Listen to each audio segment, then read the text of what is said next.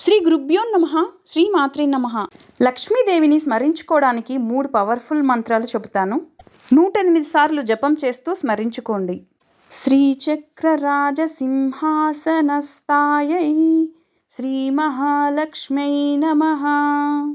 ఈ మంత్రాన్ని 108 సార్లు జపిస్తూ ఉండడం వలన డబ్బు మరియు లక్ అనేది కలిసి వస్తుంది.